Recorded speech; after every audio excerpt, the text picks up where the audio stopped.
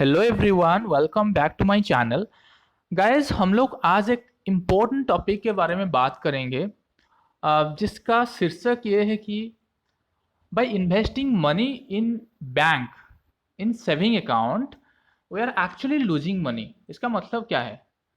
हम हमारा पैसा खो रहे हैं। अगर हम पैसे को बैंक में जमा रखते हैं तो हम हमारा पैसा लूज कर रहे हैं। ठीक है, तो ये मैं समझाने का कोशिश कर रहा हूँ क्यों। ठीक, तो बैंक आपको कितना परसेंट का इंटरेस्ट देते हैं एनुअली? एनुअली आपको बैंक 3.5 और 4% का इंटरेस्ट देता है। लेकिन हमारा जो महंगाई है, इन्फ्लेशन रेट है इंडिया का, वो अराउंड 11-12% है, जो कि आप यहाँ पे स्क्रीन के ऊपर देख सकते हैं। ठीक, तो फिर अगर हम अभी किसी भी चीज़ को 100 रुपीज़ में, 100 रुपये में खरीद पा रहे हैं, तो नेक्स्ट ईयर हमको उसी चीज़ को खरीदने के लिए 111 रुपये टू 115 रुपये तक हमको पेमेंट करना पड़ेगा, क्योंकि ये महंगाई है, इन्फ्लेशन है। ठीक है, ये डिफरेंट कंट्री का डिफरेंट होता है। तो लेकिन बैंक का जो हम इंटरेस्ट मिलता है वो 3.5 टू 4% है। तो हमारा पैसा कितना नेगेटिव हुआ?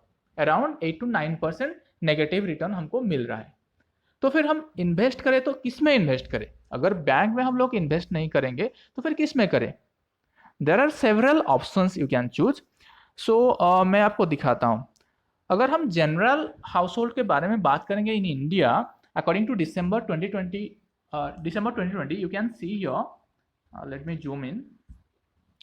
So people generally go for property, right? So why they choose property?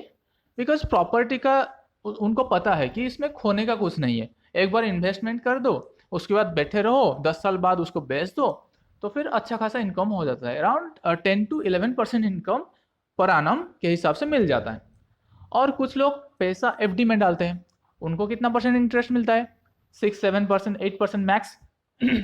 और कुछ लोग पैसे गोल्ड में डालते हैं, उसमें भी 8 to 10% इनकम मिलता, इंटरेस्ट मिल जाता है। ठीक है, तो फिर इसमें जो इंटरेस्ट मिलता है 8 to 10% जो एवरेज इंटरेस्ट मिलता है, वो तो इक्वलाइज हो गया। तो फिर आपका मनी का ग्रोथ कैसे हुआ?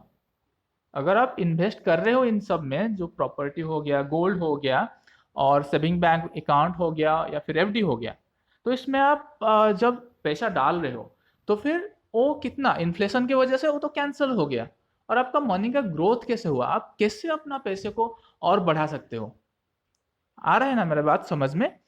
क्योंकि जो इन्फ्लेशन रेट है वो आपका जो इंटरेस्ट है उसको कट कर रहा है। ठीक है, तो फिर आपको एक ऐसा कुछ चूज करना पड़ेगा जो आपको एनुअली एटलीस्ट 15-20% इंटरेस्ट रेट दे, ताकि आपका जो मनी जो है उससे आप पैसा कमा सकते हैं।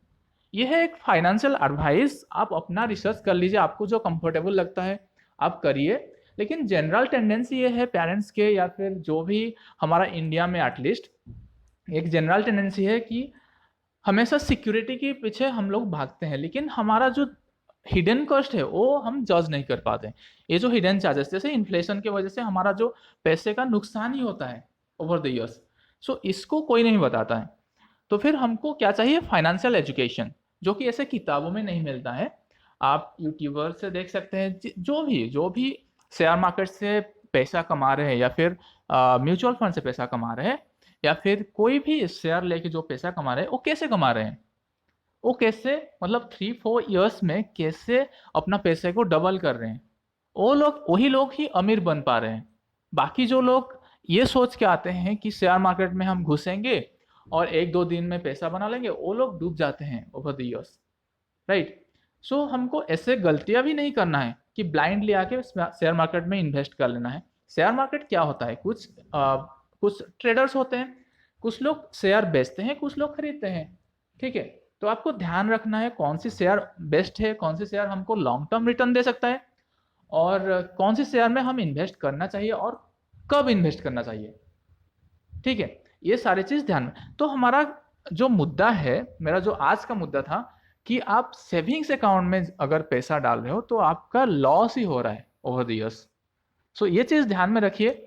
बाकी ऐसे फाइनेंशियल टॉक तो हम लोग लाएंगे। मैं जैसे म्यूचुअल फंड के बारे में बताया था, अभी इक्विटी शेयर के बारे में आगे बताऊंगा। तो फिर बने रहिए मेरे साथ और ग्रो करते रहिए। Thank you guys, signing out.